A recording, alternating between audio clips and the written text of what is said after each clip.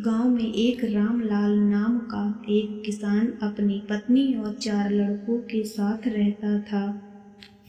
रामलाल खेतों में मेहनत करके अपने परिवार का पेट पालता था, लेकिन उसके चारों लड़के आलसी थे, जो गांव में वैसे ही इधर उधर घूमते रहते थे। एक दिन रामलाल ने अपनी पत्नी से कहा कि अभी तो मैं खेतों में काम कर रहा हूँ, लेकिन मेरे बाद इन लड़कों का क्या होगा?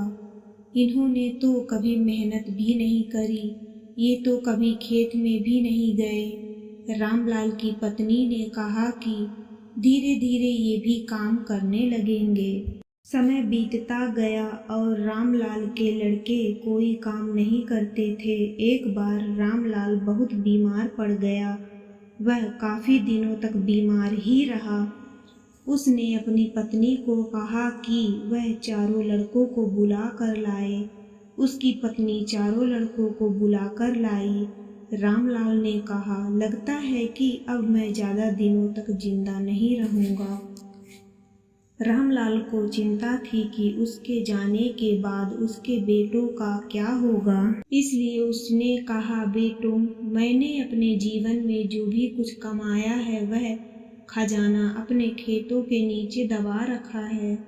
मेरे बाद तुम उसमें खजाना निकालकर आपस में बांट लेना।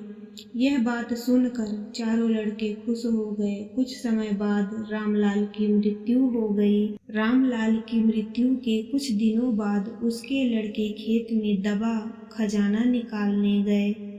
उन्होंने सुबह से लेकर शाम तक सारा खेत खोद दिया, लेकिन उनको कोई भी खजाना नजर नहीं आया। लड़के घर आकर अपनी माँ से बोले, माँ, पिताजी ने हमसे झूठ बोला था, उस खेत में हमें कोई खजाना नहीं मिला। उसकी माँ ने बताया कि तुम्हारे पिताजी ने जीवन में यही घर और खेत ही कमाया है, लेकिन अब तुमने खेत खोद ही दिया है तो उसमें बीज बो दो। इसके बाद लड़कों ने बीज बोए और माँ के कहने अनुसार उसमें पानी देते गए।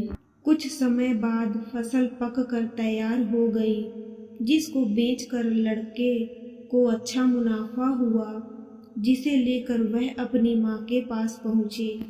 माँ ने कहा कि तुम्हारी मेहनत ही असली खजाना है, यही तुम्हारे पिताजी तुमको समझाना चाहते थे। सीख, हमें आलस्य को त्याग कर मेहनत करना चाहिए।